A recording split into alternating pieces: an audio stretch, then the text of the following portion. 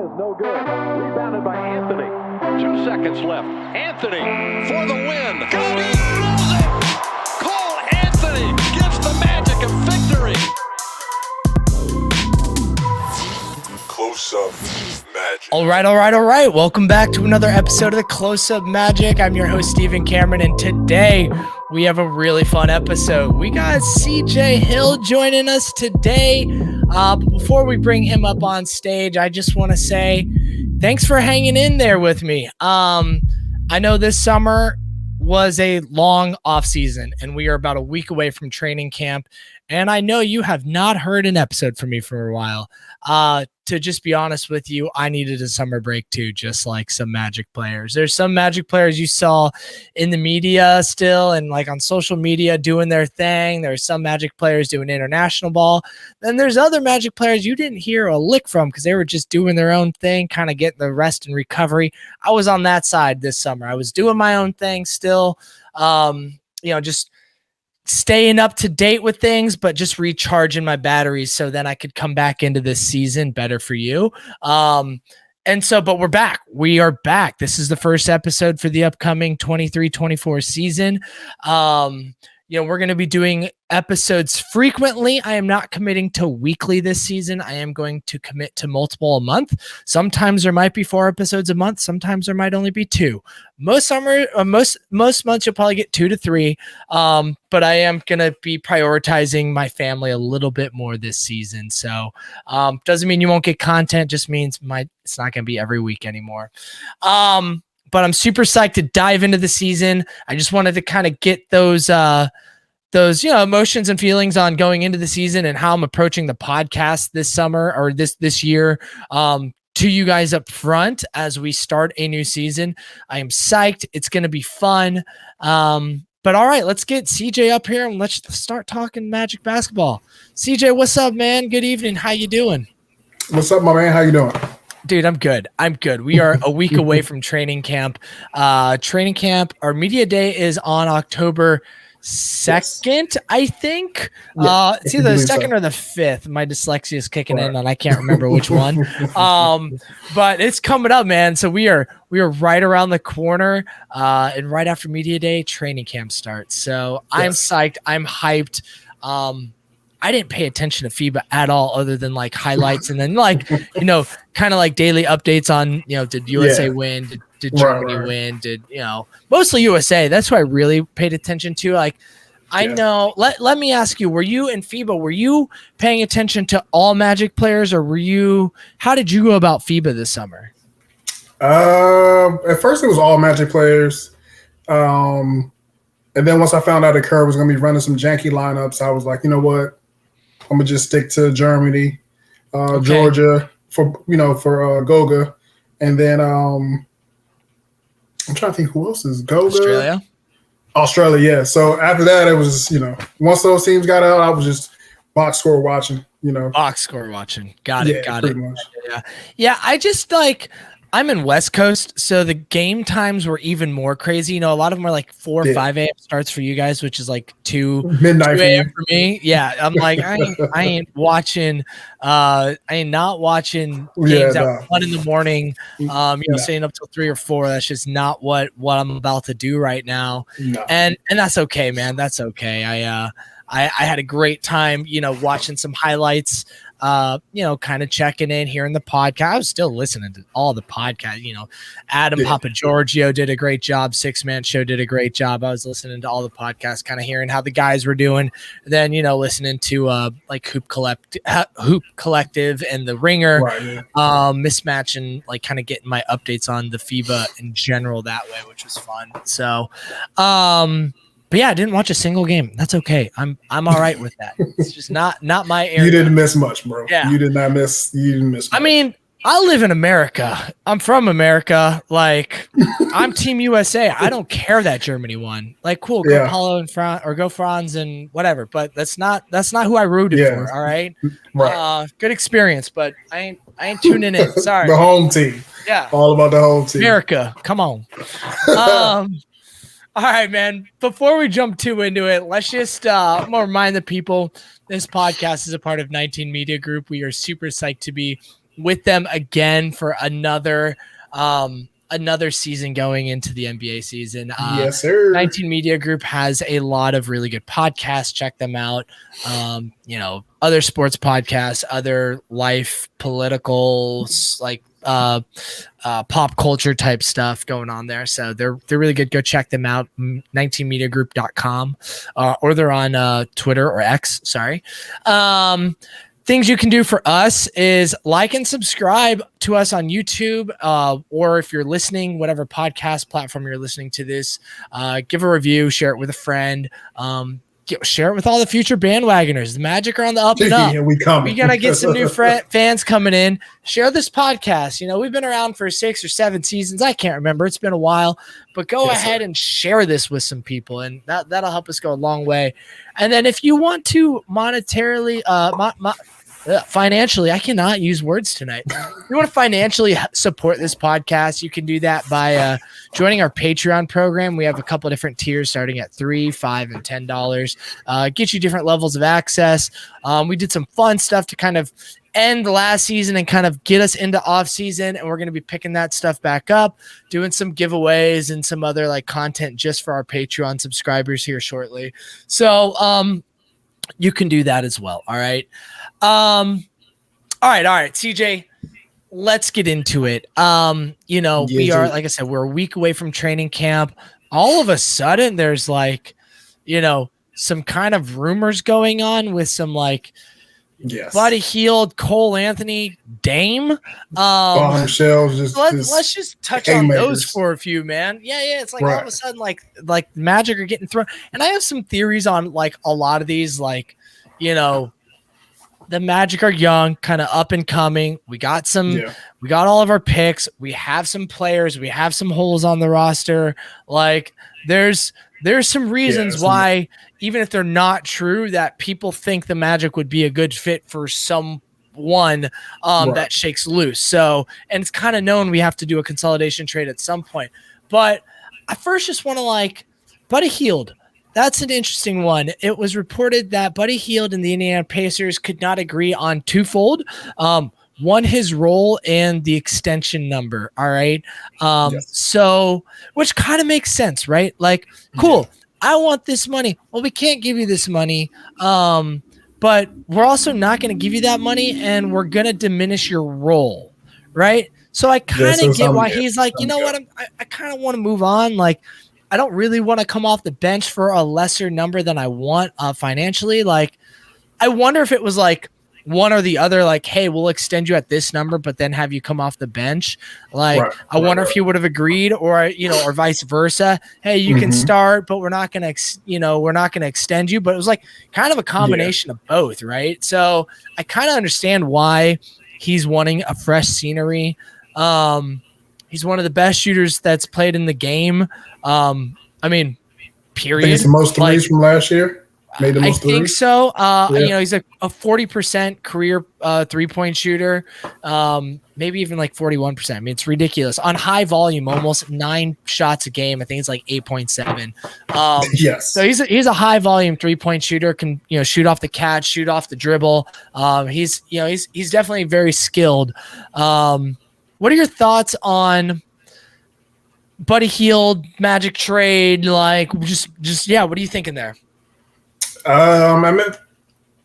If we do decide to dip our toe into something like that, even swap with him and Gary and some picks, some second-round picks, that'd be dope. We got enough defense, so I've been seeing that people say, "Oh, he doesn't play defense," but when you have AB, you have Suggs.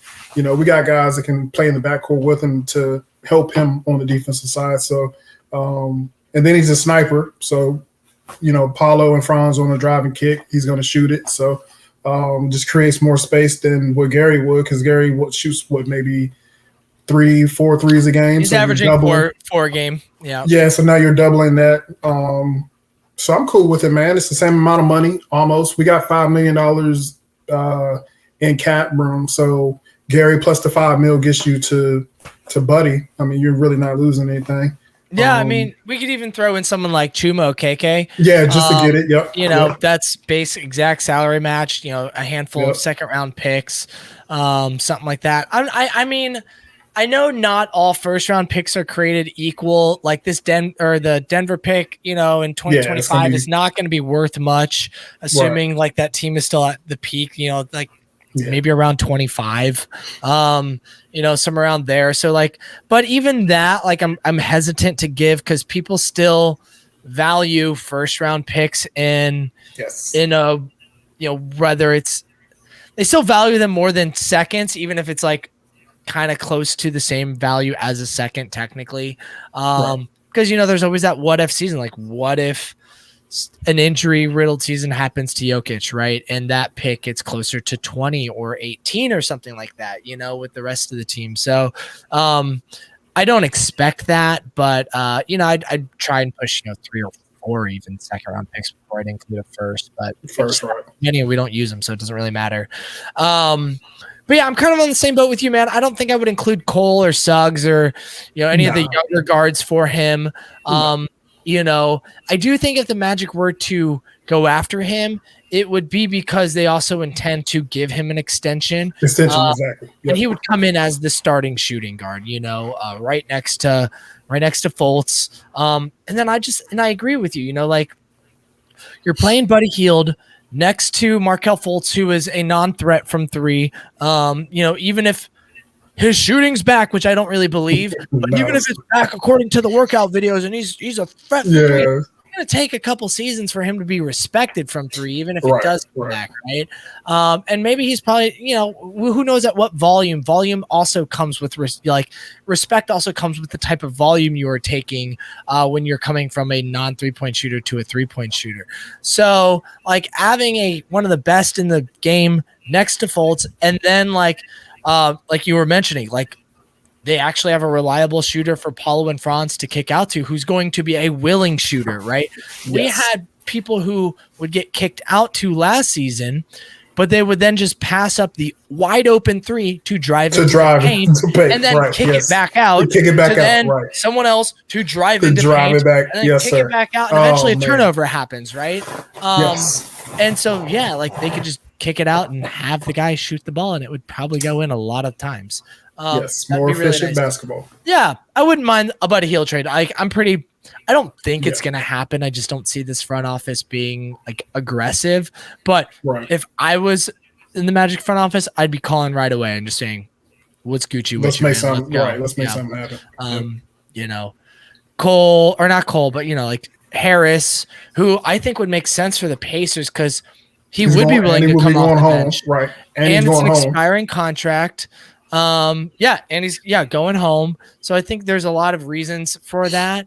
Another thing is too, not just the shooting, health. Gary Harris always misses some form of time during a season, 15, nice 20, 30 games. Yeah. Dude, Buddy Hield, I don't have it exactly in front of me, but it's pretty darn close to this. Shout out to Vagberg on Twitter. He posted something to bring up the stat. Buddy Hield has missed 6 games in the last 7 seasons. Yeah. Come on.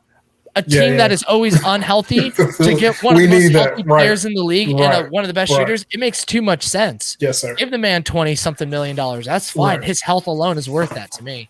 Yes. So, all right. The next rumor that probably has less legs to it.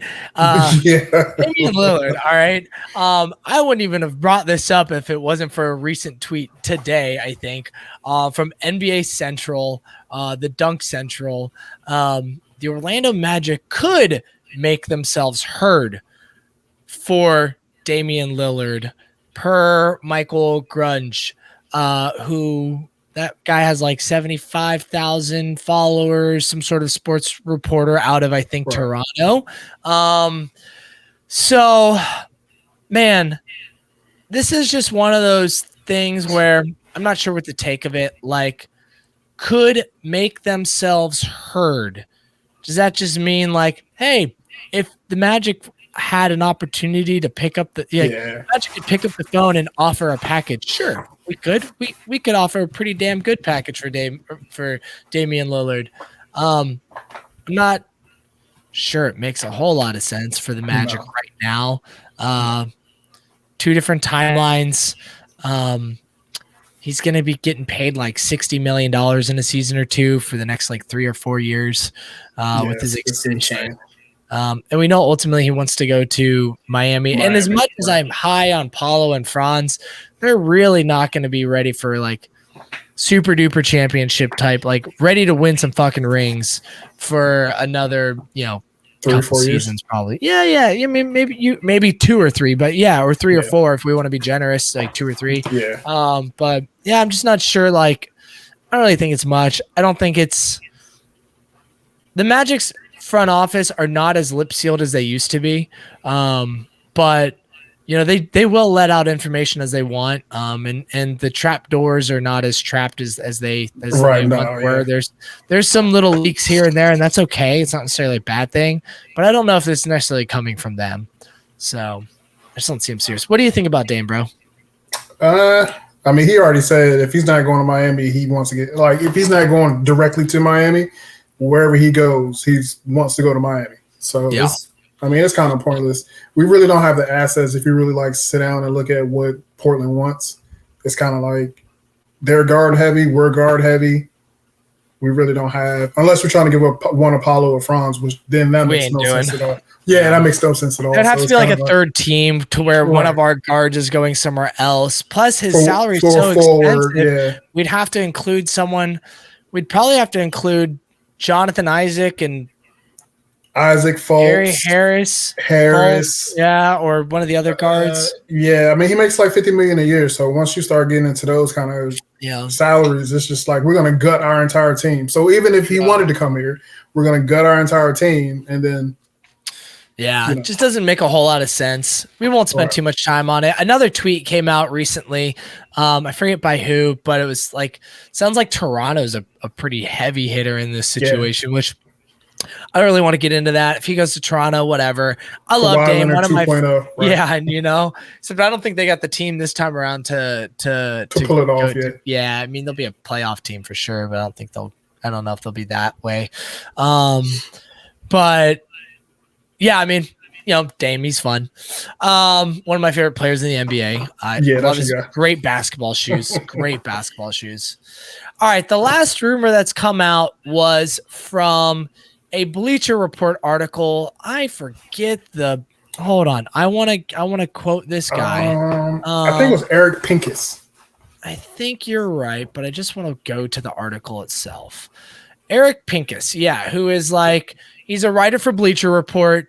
I think he's like a cap dude, contract guy, one of those types of reporters. Well respected. I've seen his name around a bit, so I don't want to trash him too much, but I do want to just say the quote that was taken from the article at whole. The quote was, "The Magic may choose to keep all of their guards, but that seems unlikely. And Anthony may be the most expendable. I think they move Anthony maybe even before the season, but I don't think they extend him," one player agent said. When you hear that, what do you think? And I know you have your feelings towards Cole in some aspect, but what do you when you hear that and just what are your thoughts? I mean, I kind of believe it because Eric Pincus is very reliable. I know back in the Dwight era, he was real good with the Lakers. He knew he was tapped in. But as far as the Cole situation, I mean, I think it's just the writing on the wall. We have a lot of guards. He wants to get paid. He wants to be a starter. As he should. Everybody wants to be a starter. So it's kind of everyone should want to get paid. Right. It's kind of one of those things where it's we just drafted a guard. I mean, if you go back and look at articles during, the draft time, it was either Suggs or Cole is going to be expendable. So, I mean, I kind of believe it. I mean, we're in a tough situation. I wouldn't even say tough situation, but I think we're in a situation where, somebody has to go. I think it might have came from the Magic to kind of, if Cole is going to stay, kind of lowers his value a little bit so we can pay him what we want to pay him, as opposed to him wanting some crazy, outrageous salary. But it's the name of the game. Yeah, you look at the Magic roster, right? You have Fultz, Suggs, Cole, Anthony Black, Jett Howard, Gary Harris. Gary Harris is probably not here for more than, he might not even be on this team at the end of the season, right? We just drafted a guard and a point guard and a wing that's 2-3 with Jet Black or Jett Howard. And we know a consolidation trade is going to happen at some point. Not every player is going to be able to hit their maximum with their potential with the Orlando Magic. We're not going to want to pay every player their next contract. There's going to be some player, whether it's Cole or Suggs or, someone probably other than, even potentially Fultz. Calm. I'll get into that. People chill out. I will explain. I can see that too. But they're going to have to do a consolidation trade at some point. I think what's true about this tweet, this post, is that he's not going to get an extension. The Magic have been known to extend players. They've also been really comfortable letting players hit their free agency and restricted free agency. And, either cool, let's work out a deal then. Right. Or, go get an offer and then we'll talk about matching it. Or, this ain't right, we're going to let you go. I think this ain't right, we're going to let you go is the least likely scenario for Cole. I think he's, and to me, when it comes to the guards, it's all about who's coming back, right? On who's going to leave. If we're getting a starting level two-way wing guard player back, Suggs could be a little bit more expendable, and we would need to, and then we would need to keep kind of more of that 6-man scoring playmaker off the bench. And Cole, it's okay. Maybe he makes more sense to retain at that point. If we are getting, hypothetically speaking, this isn't going to happen. The scenarios are so unreal, but just imagine so many moving variables, right? Jamal Murray was available. Right. And we were like, hey, let's go after Jamal Murray. Youngish, really good scorer, really good playmaker. Cool. That's a situation where you could potentially, be okay with letting go of Markelle Fultz. The hurt is going to come at me. I know it. There's so many. And I like Markelle Fultz, all right? Trust me. But that's a situation where he could be available, right? Or some other really high-end point guard, Darius Garland or someone like that. Which again, that's probably not going to happen, but just giving hypotheticals, right?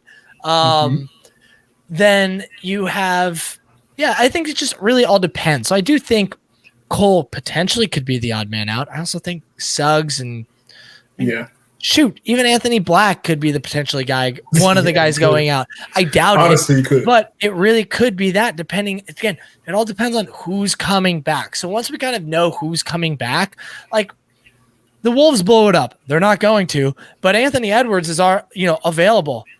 We don't need Suggs. We don't need Cole. We just need Anthony Edwards, right? Exactly. Right? That would be awesome. So, I don't think he's going to get traded before training camp. That seems silly. I don't think the Magic are forcing anything. Maybe by the deadline there could be a shakeup when the rest of the league is more open to making jobs. Right. Yeah, making jobs, making trades. So, yep, that's kind of my thoughts there. All right, that's kind of the latest rumors on the team.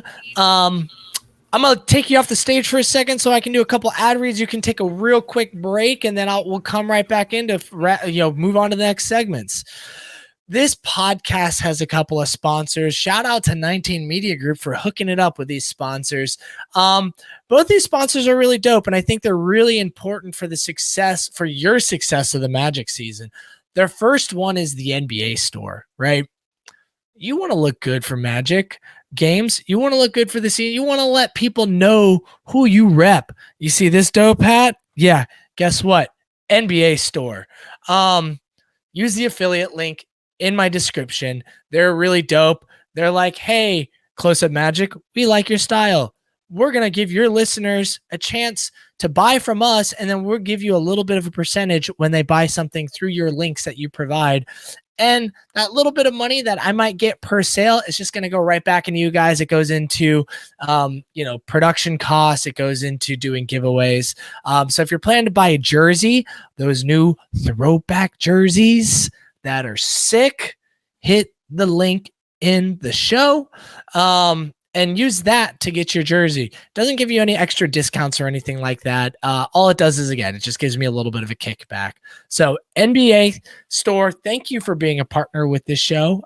I really appreciate it. And Magic fans, go get your Magic swag down in that link. The second sponsor of this show, partner, is Atlas VPN. All right. We're pretty excited to partner with Atlas VPN, the leading solution for ensuring your online privacy and security. Are you tired of feeling vulnerable to online threats? Worried about your personal information falling into the wrong hands? Okay, that's what the script wants me to say to you guys. And all that is true, right? VPNs are really good for personal security, identity protection, just like less tracking from outside people. VPNs are really cool and important, particularly in this day and age of digital threats. But we know it's hard to watch Magic games sometimes with blackout restrictions, depending on your location. It's streaming and, on national TV, and you don't subscribe to that channel. How can you get it? I need an illegal link. No, you don't. Now all you got to do is have Atlas VPN, and then you can tell it, hey, I am in this location instead of that location, and there's no longer a blackout for you because your VPN is changing up that location for you. Now, I'm not telling you to do anything illegal. I would never do that. Wink, wink. But I just want to let you know, if you need more accessibility to Magic games, check out Atlas VPN. And then, for real, outside of the Magic thing, there really are, a great service to control your digital footprint and maintain anonymity, no matter where you are when you're roaming. Imagine accessing any content you desire unrestricted by geographical barriers. That's what I was talking about with these Magic games, guys, and the blackouts. Just check out our affiliate link. Again, the affiliate link is in the description of the show, whether you're on YouTube or podcast. Same kind of deal with the last one. You sign up through them. I'm going to get a little bit of kickback with your purchase of their service. It's really good. They're great partners. I know a couple of people have already used them through our partnership and have already been really psyched on their services. So visit their website by clicking the link in the description and to sign up and unlock exclusive benefits, protect your privacy, unlock the world, and embrace the digital realm with peace of mind thanks to Atlas VPN. Cool. All right, let's get CJ back up here. Bro, thanks for hanging out with me while I do those ad reads. All good, my man. Gotta pay the bills. Yes, gotta pay them bills. CJ, all right, season expectations, man.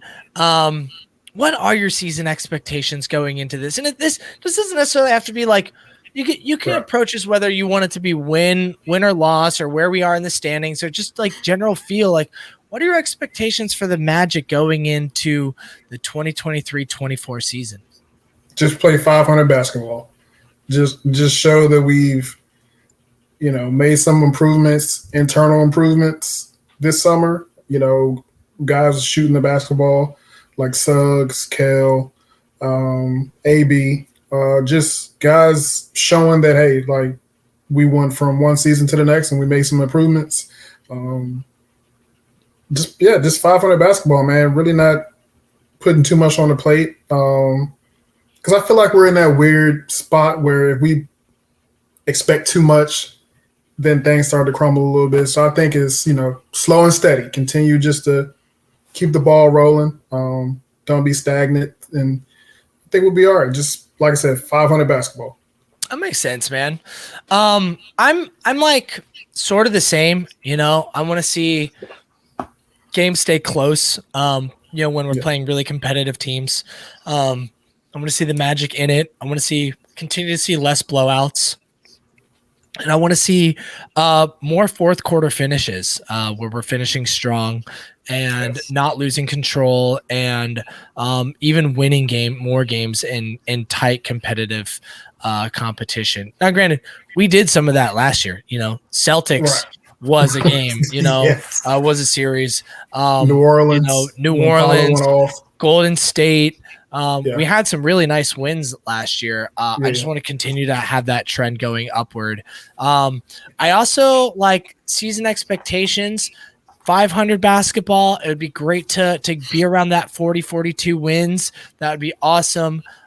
It'd be great to be in the play-in hunt, and in that conversation the whole time, and maybe even the second half of the play-in, that 8, 9, 7 range in there, and not so much like 10th. Be nice to like not be in the 10th position. Be comfortable. Playing. Right. Yeah, be a little bit more comfortable. And then I think I also like my other expectations is just to see some better offense from 3, right? Yeah. We should have some growth with Paulo from 3, considering he's going into his second year and not dealing with nerve injury. Franz, we know, is a good 3-point shooter. Just want to see that get there. Suggs is someone I want to see get his shot a little bit better from 3, and really most of the guards, I'd like to see them get there. We drafted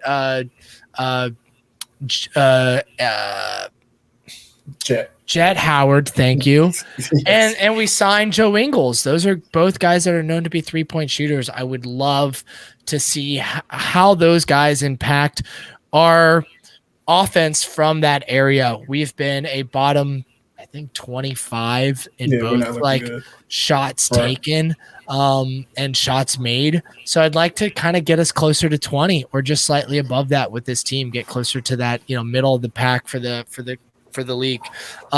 Middle of the pack for the league in 3-point might be a stretch, but it really just depends on guys' health and development. We addressed it a little bit with external players, and we also need to address it with internal players getting better. So right, and hopefully the offense will be a little bit different this year. I know with the DHO, it's just a lot of dribble handoff, just side to side basketball. Hopefully we can kind of switch things up and just be more of a team of guns instead of just side to side attacking the basket. So and we did see a little bit more, like pick and roll stuff going on there towards the end of last season, particularly once guys were getting a little bit healthier. And we got Joe Ingles he's a great secondary ball handler who could be very efficient at running the pick and roll. I guarantee Coach Mosley takes advantage of his ability to do that. Franz obviously is a good ball handler. Obviously, if Fultz and Cole Anthony are both healthy this year, you have 2 guys that are really good ball handlers there that can run the offense. So I think there's Coach initially talked about the DHO a couple years ago and running that because it allowed players to learn how to operate in different situations depending, within the flow of the game. Well, a lot of those players have already, have taken some steps. In year 3. Yeah, year 3, year 2 for some of them. So it's time to continue to have that as part of it, but also expand the offense a bit. And I do expect Coach, like a player who's young in their career, to get better in his coaching and lineup decision making. And he does have some in theory better players to work with and doesn't have albatross like experiments like Bull on the team anymore. So it's like, for sure, there's some stuff going on which I think should line up for a more exciting offense and hopefully defense too. So all right, man, let's hit our last segment for the night. We're not going to make this a 60-minute episode. We're running about 30 minutes right now, 35. Let's hit on key players. You and I both outlined 3 key players we're excited about. CJ, Yes. I want you to hit your 3 players and tell why they are key players for you going into the season. So All right, you do AD, one and I'll do one. All right, you go one and I go one. So I'm gonna start with J.I. You know, I'm a big J.I. guy. I know everybody's gonna come after me for that one, but I'm a big J.I. guy. You know, having him back and healthy, that's a guy that you could just put on the court and he can just play everywhere. So it opens things up offensively and defensively. You can just put him anywhere. And having that weapon coming off the bench, that's what we were missing last year. So that's my number 1 guy. Cool, man. Yeah, I mean, I get that. J.I., a healthy defensive J.I. is dope. Yes. You know, he played 11 games last year and only averaged, like, I think 10 or 11 minutes per game, which pretty sad when you think about. But when he did play, you could tell the defensive instincts were still there. Still there. Mobility was still there for the most part. You know, he definitely made an impact. It's the year for him to prove that he can stay healthy. You know, at least for some aspects of the season, you know, even if it's like somewhat limited, like not back-to-backs, you know, capped at like, you know, 20 something minutes a game or something like that. That's okay. But if he could play 60 games this season, that'd be incredible.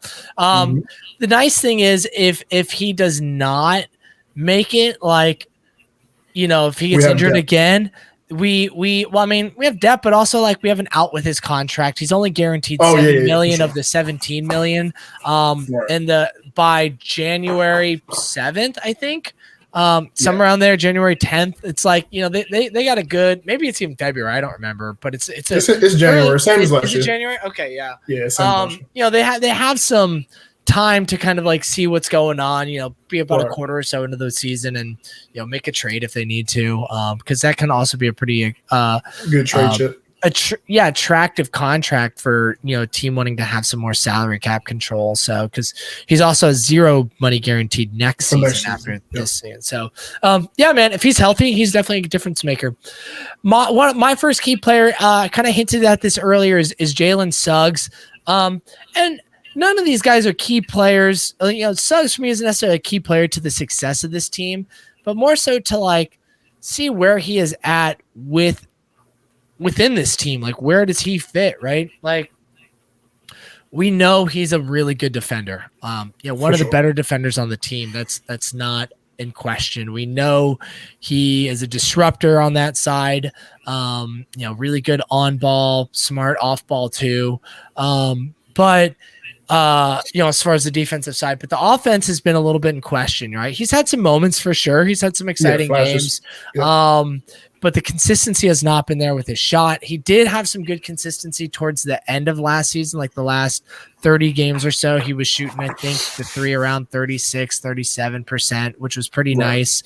But it'd be great if he could start off that season that well and maintain that through the entire time and not have a game here, then 5 games where he sucks, and then another game here, another and 5 then get hurt for another 30. Yeah, and then get hurt. Yeah, because he's always missing time.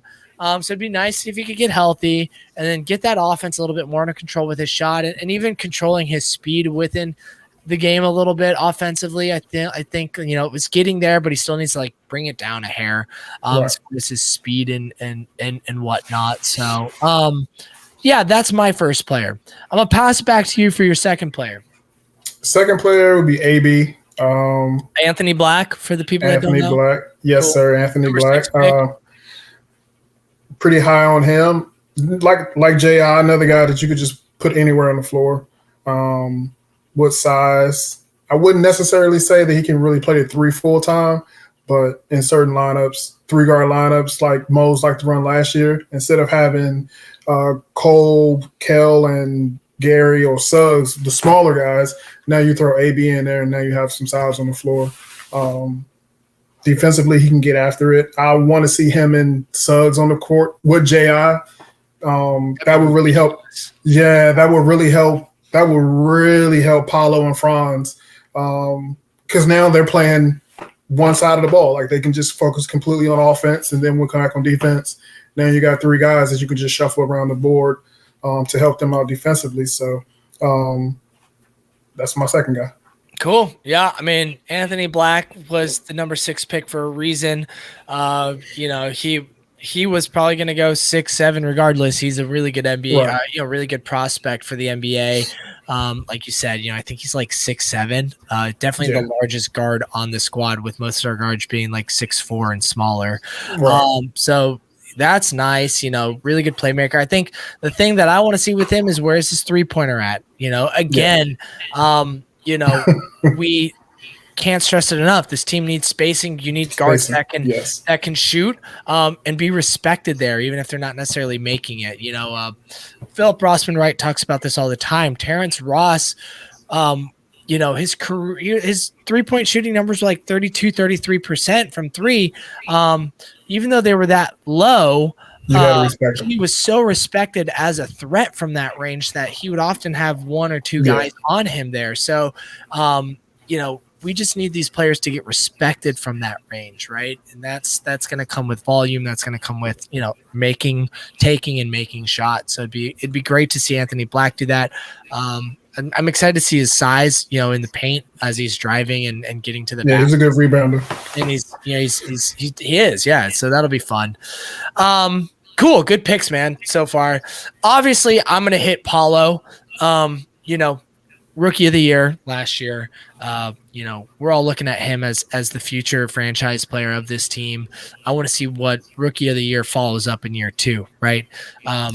Where's that 3-pointer at? It was pretty atrocious last year for good sections. Granted, you had that nerve injury, but still, where's that at? Where's your decision making and passing at as a playmaker when it's not your turn to make a basket? How are you impacting others, and are you getting them better? That's, to me, that is such a skill set where makes the difference between a star player and a superstar player. Superstar players make your teammates better. Star players can just score anywhere they want, right? Exactly. And something that made him so special as a prospect was his ability to pass and see the floor. And I want to continue to see how that improves with his game. And then defensively, he was playing more of a defensive role with FIBA and playing the 5. And I kind of want to see how that translates, with the Magic. I think he can and be a better defender than he was last year. All right, man. Round it out with your last pick. I'm gonna go with Jet, man. I think he has the ability to be like the gunner off the bench. I think in the short term, he probably could challenge for maybe 6-man, something like that, and then grow into a starter. I believe in his shot. Jeff Weltman talked about he can do other things than just being a shooter. With his size, another 6'8" guy, he can play, multiple positions. Another guy you can put on the floor, spread the floor. On the other end, he can guard.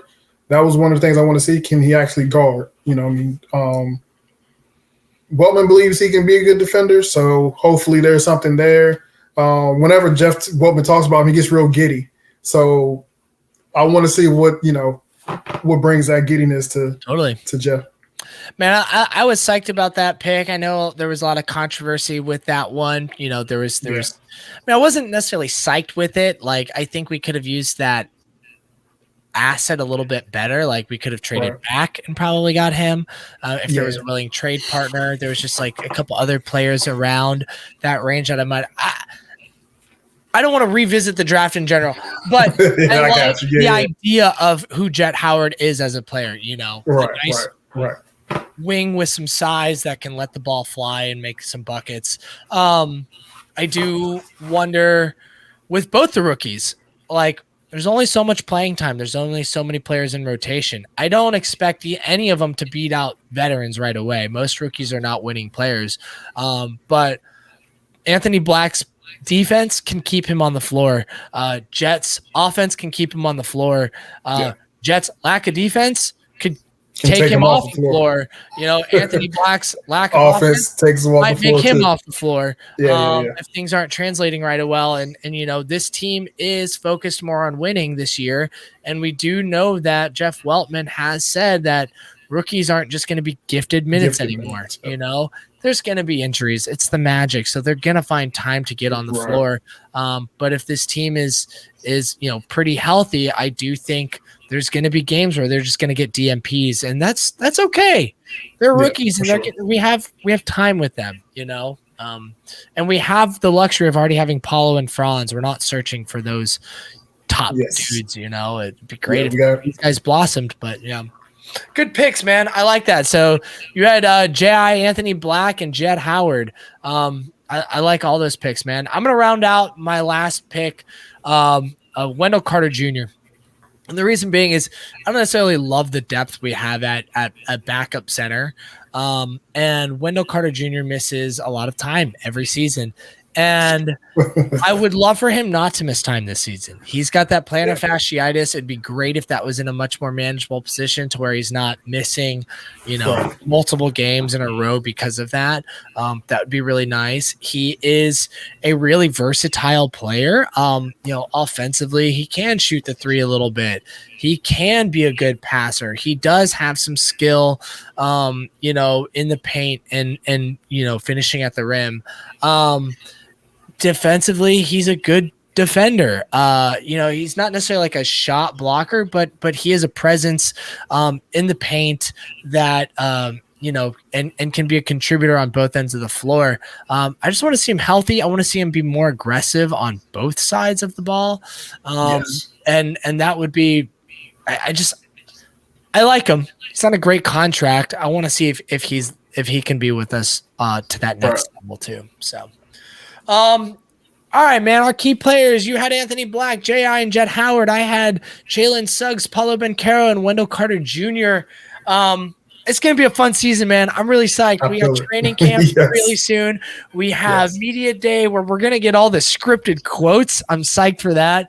Oh, yes. I'm hoping. I don't think we're actually going to be able to be there this year. I know you can't make it, and Jonathan has some other obligations too this season. So Close Up Magic won't be there this year, but there's going to be plenty of other outlets there to cover the team. Shout out Magic HQ, shout out Six Man Show, and Philip Rossman Reich, and I don't think Papa Giorgio is going to be there. He doesn't really go to those things anymore, do the media stuff. But then obviously the Magic will have their writers with their things ready to go. But listeners, get psyched, man. Magic season's around the corner. We're psyched. I hope you are. We can't wait to continue to cover this season with you. Again, you'll have multiple podcasts every month for us to take you, with our thoughts and with our thoughts and feelings with this great Orlando Magic roster. Thanks for tuning in, and let's go Magic. Peace.